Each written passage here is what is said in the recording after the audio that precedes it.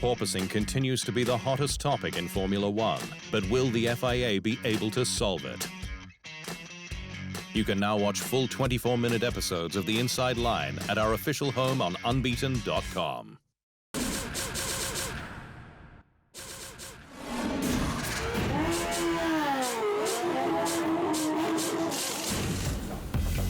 The FIA and Formula One teams are set for talks on porpoising this week, with the sport seeking solutions on the grounds of driver safety, despite the issue not affecting all of the cars equally. The FIA stepped in last week with more drivers complaining of pain, with its aim to create a new metric that defines what it deems an acceptable level of vertical oscillations or porpoising. The new era cars use ground effect aerodynamics to direct the turbulent air skyward and not into the path of the chasing car, which destroys aero performance and a driver's ability to close up and pass. For some teams, though, the ground effect aero sucks the car closer to the track until it stalls, forcing it up, only for the process to repeat and at high frequency for a mighty bouncing session. Mercedes is suffering the most, forcing the squad to work day and night on fixing the issue, which is causing serious physical pain for its drivers, Sir Lewis Hamilton and George Russell. There's a huge amount of effort, a huge amount of work going in to try and understand how we improve the car. How do we find that next little step forward? How do we get rid of the bouncing?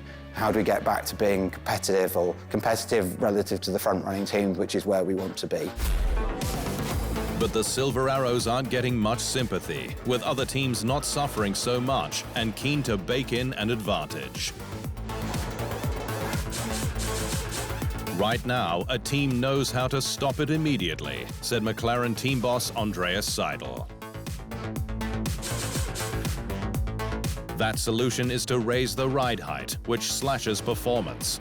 But while the FIA has since taken on the cause, news of heated talks behind the scenes has shown the competitive teams won't surrender form without a fight, making this a serious political hotbed. Red Bull was one of the first to go on the offensive, suggesting Mercedes has told both its drivers to be outspoken on the issue as part of the game. But AlphaTauri's Pierre Gasly says the bouncing isn't sustainable. That's what we discussed at the drivers' briefing and kind of alerted them on this problem and tried to ask them to find solutions to save us from ending up with a cane at 30 years old, he said.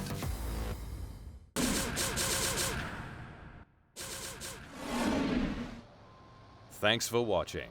To stay up to speed on all things Formula One, make sure you hit the subscribe button.